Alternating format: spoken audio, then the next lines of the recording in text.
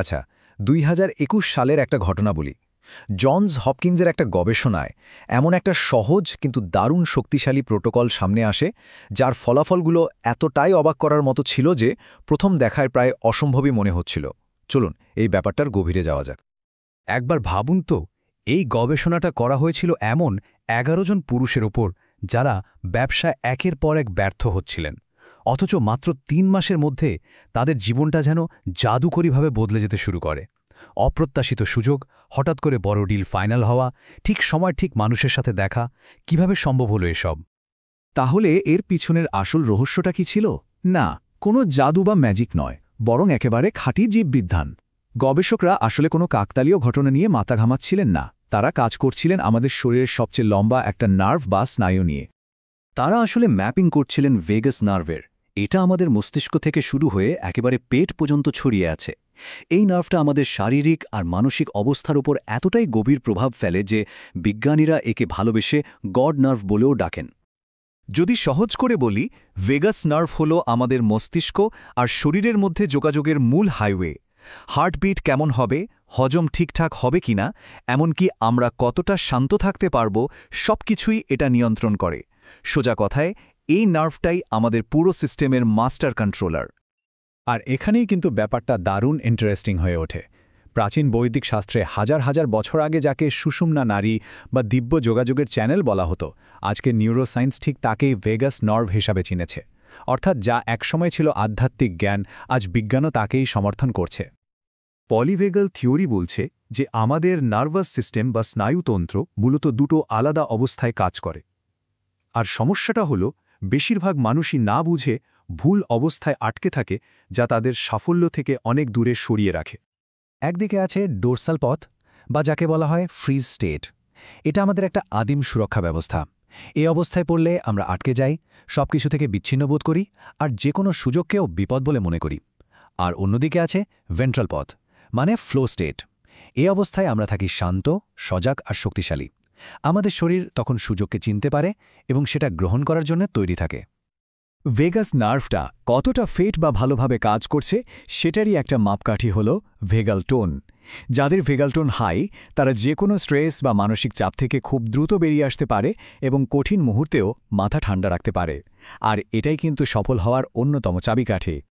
এই স্লাইডটা খুব পরিষ্কারভাবে দেখাচ্ছে যে ভেগাল টোন আমাদের প্রতিক্রিয়াকে কিভাবে প্রভাবিত করে। যেমন ধরুন, নেভি সিলের মতো ইলিট ফোর্সের সদস্যদের মধ্যে সর্বোচ্চ ভেগাল টোন দেখা যায়। তাদের শরীর চাপকে বিপদ হিসেবে দেখে না, বরং একটা ইনফরমেশন হিসেবে গ্রহণ করে। তারা চাপের সাথে মানিয়ে নিতে পারে, ভেঙে পড়ে না। তাহলে আসল প্রশ্ন হল, কিভাবে আমরা সচেতনভাবে এই ফ্রিজ অবস্থা থেকে বেরিয়ে এসে ফ্লো অবস্থায় যেতে পারি? জনস হপকিন্সের সেই গবেষণায় ব্যবহার করা প্রোটোকলটাই হলো এর উত্তর। চলুন এবার ধাপে ধাপে পুরো প্রক্রিয়াটা দেখে নেওয়া যাক।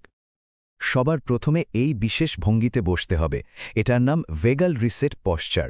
যখন মাথা হার্টের নিচে চলে আসে, তখন শরীরে একটা ডাইভিং রিফ্লেক্স ট্রিগার হয়। এর ফলে কি হয়, হার্টবিট স্বাভাবিকভাবেই কমে আসে আর ভেগাস নার্ভটা সক্রিয় হয়ে ওঠে। পুরো প্রোটোকলটা আসলে 4টা সাইকেল বা চক্রে ভাগ করা। প্রত্যেকটা চক্রই আমাদের নার্ভাস সিস্টেমকে একটা নতুন, আরও উন্নত লেভেলে সেট করার জন্য ডিজাইন করা হয়েছে। আসুন দেখি এটা ঠিক কিভাবে কাজ করে। প্রথম চক্রে 4 সেকেন্ড ধরে পেটের মধ্যে শ্বাস ভরতে হবে। 7 সেকেন্ড শ্বাসটা ধরে রেখে ঠিক একবার ঢোক গিলতে হবে। এটা ভেগাস নার্ভের জন্য একটা বায়োলজিক্যাল সুইচের মতো কাজ করে। এরপর 8 সেকেন্ড ধরে একটা নিচু স্বরে গুঞ্জন করতে করতে শ্বাস ছাড়তে হবে। এই ভাইব্রেশন বা কম্পনটা সরাসরি ভেগাস নার্ভকে অ্যাক্টিভেট করে। দ্বিতীয় চক্রে শ্বাস নেওয়ার সময় জিভটাকে মুখের তালুতে চেপে ধরতে হবে, আর শ্বাস ধরে রাখার সময় পেলভিক ফ্লোর মাসলে একটা হালকা টান তৈরি করতে হবে।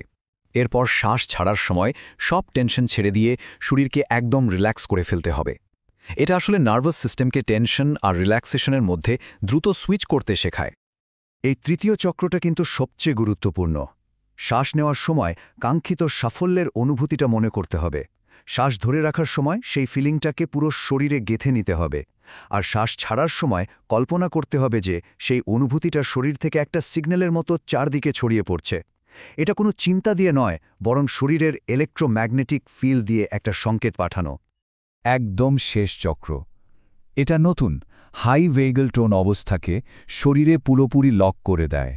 এই চক্রটা শেষ করার মাধ্যমে আমাদের নার্ভাস সিস্টেমকে একটা নতুন বেসলাইনে রিপ্রোগ্রাম করা হয়। তো এত সব করার পর আসল লাভটা কি? আসল লাভটা হল প্রতিক্রিয়াশীল থাকা থেকে চৌম্বকীয় বা ম্যাগনেটিক হয়ে ওঠা।